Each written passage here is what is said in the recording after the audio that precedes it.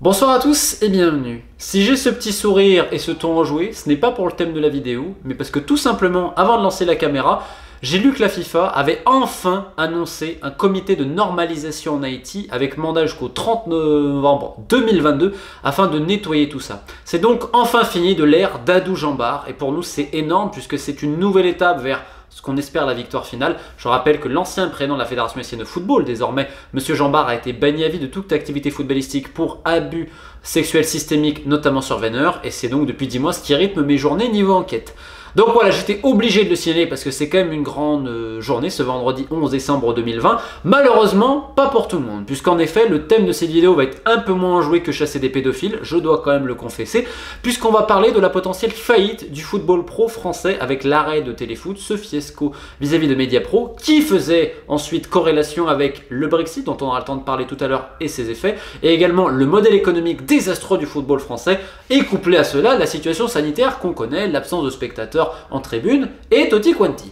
Bref, on va commencer par contextualiser, comme on le fait depuis longtemps sur cette chaîne, en mettant garde, en disant un jour ça va craquer, puisque le modèle du foot français, économiquement, alors évidemment on ne parle pas de tous les clubs, mais quand même d'une bonne partie, c'est-à-dire on souffre d'un déficit structurel. C'est-à-dire que les revenus sont inférieurs aux dépenses et que pour compenser justement tout cela, des clubs comme Bordeaux ou Saint-Etienne qui perdent à peu près entre 10 et 15 millions par an, cela dépend de leur classement, puisque je rappelle que selon votre classement, vous touchez plus ou moins de droits TV. Et donc ils sont obligés en fait de vendre afin justement d'équilibrer les comptes. Ce qui explique en grande partie pourquoi notre championnat est un championnat de transit, parce que le modèle économique des clubs ne va pas et qu'on a tendance à vivre vraiment au-dessus de nos moyens. Il y a une nécessité, en plus de ça, de faire rentrer de l'argent. Sauf que, depuis des années, les clubs disent « Vous inquiétez pas, les droits TV vont augmenter ». Motivés et alléchés aux nouveaux contrats négociés en Angleterre et en Espagne notamment, voire également en Italie, les dirigeants du football français se sont dit « Bah maintenant c'est à nous ». Quand bien même le produit, c'est-à-dire la Ligue 1 et la Ligue 2, est de qualité. Bon, chacun sera juge, je ne me farcis pas assez de matchs pour en parler, je regarde simplement certaines performances en Coupe d'Europe et parfois j'ai envie de pleurer, notamment en Europa League. On pourrait parler par exemple de la campagne de Nice cet été, ou de Reims. Donc à partir de là, ils étaient sûrs que ça allait un petit peu augmenter, et c'est vrai, ça aurait dû un peu augmenter, mais pas dans ces proportions-là. Sauf que, aveuglés par leur désir de gagner toujours plus d'argent sans penser aux conséquences, contrairement par exemple à ce qui s'est passé en Bundesliga, on peut reprocher quantité de choses, mais par exemple, les décideurs du football allemand étaient contents de savoir que les droits TV n'augmentaient pas. Parce qu'à un moment donné, tu as un risque quand même que ça pète, comme ça a pété il y a quelques années, maintenant ça fait plus de 10 ans, avec le diffuseur irlandais Setanta Sports, ce qui a conduit à la faillite, en effet, de plusieurs clubs en division inférieure anglaise, et surtout au football écossais, puisque c'était eux qui permettaient aux grands clubs écossais de vivre au-dessus de leurs moyens, avec les dettes et tout ça. Le jour où tu pètes déjà un système fragile, et ben ça se casse la gueule, et à terme on a vu quoi? Même un club comme les Rangers, qui a été phagocyté par des dirigeants, voilà, mais quand même qui a été à un moment donné rétrogradé, etc. Bref, tout ça pour dire quoi? C'est que le modèle économique des clubs français se basait sur cette augmentation de droits TV. Et d'ailleurs, c'est ce qu'on disait à McCourt, reste, il va avoir les nouveaux droits TV. Ensuite, on lui faisait miroiter également toujours cette idée de Super League, comme si le football français et certains clubs, indépendamment de leur grande histoire, hein, des clubs comme Marseille, comme Lens, comme Saint-Etienne, c'est des clubs avec une vraie histoire et un vrai bassin de fans qui sont magnifiques. Mais si on est réaliste aujourd'hui, ce ne sont pas dans le 20, 30, 40 top européens. Je parle en termes de performance sportive, on va être très réaliste. Aujourd'hui, la France, tu passes loin derrière certains championnats, et même certains championnats intermédiaires qui ont moins d'argent. Mais bref, on faisait miroiter ça, pareil à Bordeaux et tout. En Ligue 2, on disait, mais regardez, il va y avoir le nouveau contrat de droit TV, patati patata. Donc ça a permis à certains clubs de vivre toujours, on va dire, grassement, et de faire quelques prêts en se disant, mais on va le rembourser à travers ça. Et la deuxième solution, c'était les transferts, comme je vous l'ai dit. Or, qu'est-ce qui est en train de se passer? Brexit. On se disait, quel effet ça va avoir? Et bien là, les mesures ont été annoncées, ça va forcément bouleverser le football mondial. Parce que tous les clubs, Pays-Bas, Scandinavie, Belgique, et surtout Belgique-France, on va se dire, nous, on va former et ensuite on va vendre, si possible en Angleterre, Première Ligue ou Championship. Même les clubs de Ligue 2 comme Caen espéraient ça. Et si on regarde déjà, cet été, il n'y a pas eu les ventes espérées. Demandez à Bordeaux, demandez à Caen, Caen était persuadé, et il n'y avait pas que, croyez-moi, Marseille également. Pour ne citer que. Parce que c'est de plus en plus dur. Des études de la BBC montraient, et j'en parlais largement sur cette chaîne, sauf que là j'ai pas le temps de faire du montage pour vous montrer les graphiques, qu'il y avait de moins en moins de transferts en Angleterre. C'est de plus en plus dur. Alors certes, vous trouverez toujours des clubs à la mentalité douteuse, comme Crystal Palace, West Ham, Newcastle, Fulham, ou Cardiff, ou des directeurs sportifs, ou des directeurs généraux complètement véreux vont faire des deals simplement pour mettre de l'argent, je suis d'accord, et en s'associant avec quelques agents, je suis d'accord. Mais ça va être de moins en moins le cas, et les clubs sont quand même de plus en plus regardants. Le modèle de Brentford, qui a pris en Ligue 2 avec succès, que ce soit notamment le dernier, Brian Mbeumo, qui sont allés chercher à 3 pour une coquette somme, ça marche. On se rappelle de Saïd Benrahma, ce qu'ils avaient fait après son prêt à Châteauroux, il appartenait à Nice. Donc ce modèle-là, en effet, on scoute vraiment, ça t'évite quelques, on va dire, erreurs de casting. Donc les erreurs de casting étant beaucoup... Il y a beaucoup moins de risques, on va dire là-dessus. Les transferts fantoches qu'on espérait refourguer n'importe qu'en Angleterre, ça va un petit peu se compliquer. Ça n'empêche pas le n'importe quoi, mais ça va se compliquer. Donc d'un côté, on revient à ce que je vous disais au début, le revenu dépense. On espérait donc avoir plus, afin qu'en gros, on égale les dépenses et on garde notre train de vie à travers le contrat de droit TV. Et si jamais, là maintenant, il n'y a pas, le deuxième truc, pour compenser, c'est les transferts.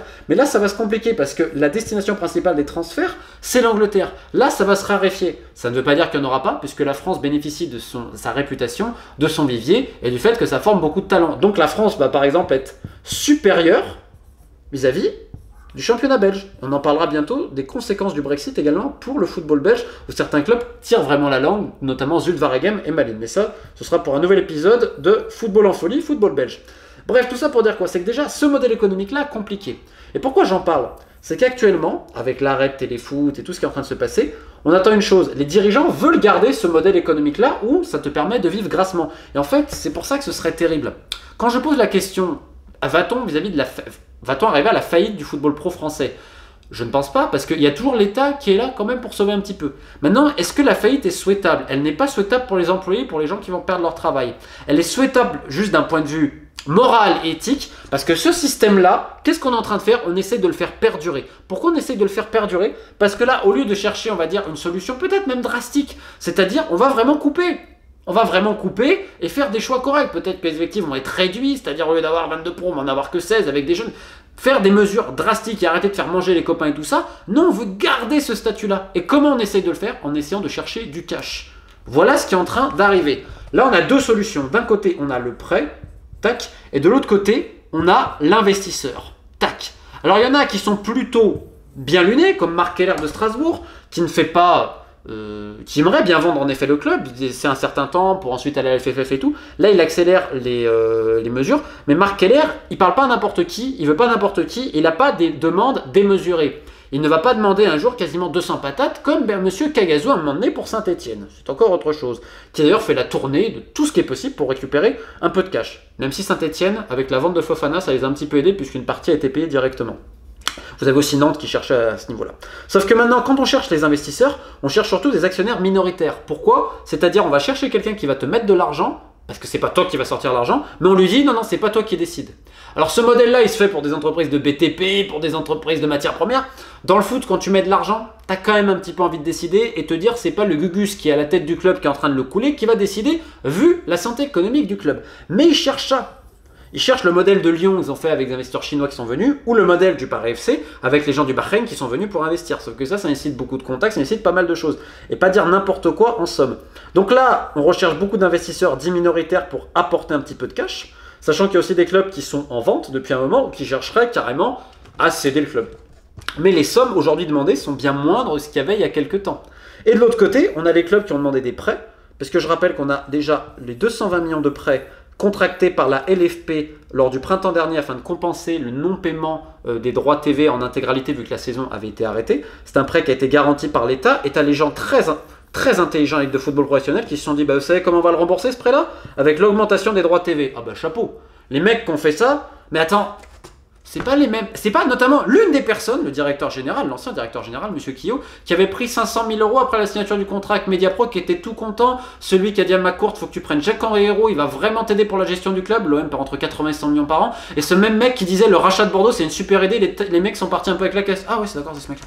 Bon d'accord, bah bien joué champion. On signalera également qu'il y a eu d'autres personnes, d'ailleurs certains qui obtiennent même une promotion après le truc de Mediapro et tout. Bon, c'est encore autre chose, hein. Mais bref, les gens qui ont eu l'idée de dire on va rembourser ça, sachant que ça clignotait rouge de partout, tu avais les rapports de Moody's et tout en disant attention, attention, tout le monde dans les droits TV était au courant que Mediapro ça allait pas tenir longtemps. Je sais pas comment ces gens-là ils peuvent être jugés aujourd'hui, parce que c'est quand même phénoménal. Maintenant, la situation elle est quasiment irréparable là-dessus, parce qu'en plus de tout, comme je vous l'ai dit, Il y a eu ce prêt-là, garanti par l'État, 220 millions, plus les aides de l'État au club, vous ne payerez pas de charges patronales pendant tant de temps, etc. Pour limiter tout ce qui se passait. Donc l'État a déjà sauvé le cul du football français, on en a déjà parlé. Ce qui n'empêchait pas les présidents de dire, on veut encore plus. Notamment le syndicat Première Ligue dirigé par M. Cayazo. Et en plus de ça, il y a des clubs qui ont fait appel à d'autres prêts, certains garantis par l'État ou non. Lyon, par exemple, vient de faire un autre prêt à ce niveau-là, afin de s'assurer un petit matelas pour être tranquille. Alors, il y en a, c'est un peu de la prévention, d'autres parce qu'ils n'avaient pas forcément le choix. Et là, on en revient à ce que je vous disais dans les investisseurs. D'un côté, vous allez avoir les actionnaires vraiment richissimes, type Ribolobiev, type le PSG, et d'autres, peut-être comme Strasbourg. Strasbourg n'est pas mal géré. Je dirais qu'en France, c'est même plus ou moins un modèle. Alors oui, il y a des mandats, des fois, aux copains, je suis d'accord. Mais quand tu compares Strasbourg et le reste, quand tu compares Strasbourg et Nantes, ou Niort, ou Dunkerque, il n'y a pas photo quand même. Hein. Saint-Etienne, il n'y a pas photo.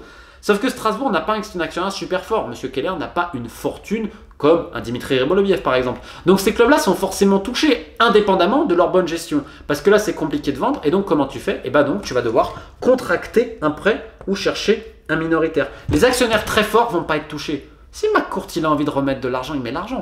Il en a encore un petit peu pour mettre. Je ne sais pas si vous comprenez un petit peu ce que je veux dire. Par contre, les actionnaires faibles, ils vont galérer. Même dans les clubs de Ligue 2, on va me dire le manque à gagner est moindre. Donc ça va peut-être moins se voir les droits TV. Oui, mais attention, pour certains clubs, ça va être dur. Regardez ce qui est en train de se passer à Dunkerque. Il y a par exemple beaucoup d'inquiétudes. À Ajaccio également.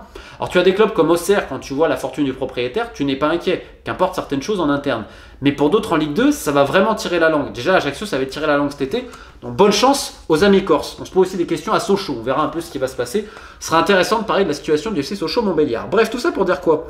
C'est que là, quand on parle de situation et de faillite, etc., on a ce prêt à rembourser, les 220 millions qui devaient être remboursés avec l'augmentation des droits TV. Mais vu que Mediapro n'a pas payé la deuxième tranche de 140 millions qui était destinée, la Ligue a fait un autre prêt, cette fois-ci avec l'aide de M. Ferry, le propriétaire de Lorient, à une banque, avec un taux d'intérêt de 5,5. Ce qui fait que la Ligue de football professionnel aujourd'hui a 360 millions à rembourser sans compter les intérêts. Déjà, comment ils vont faire, c'est une bonne question.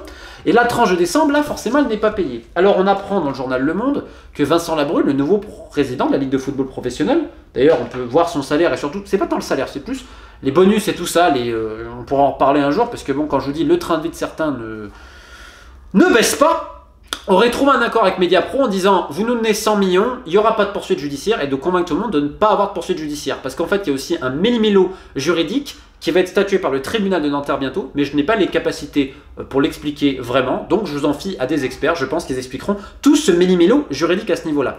Parce que là, on arrive sur la question principale, on va revenir au début. Qu'est-ce qui va advenir du football français à l'avenir? Ça va devenir vis-à-vis des revenus. Parce que là, aujourd'hui, Vincent Labrune en tête, qui d'ailleurs, pour le coup, à ce niveau-là, on peut en penser tout ce qu'on veut, mais c'est très dur.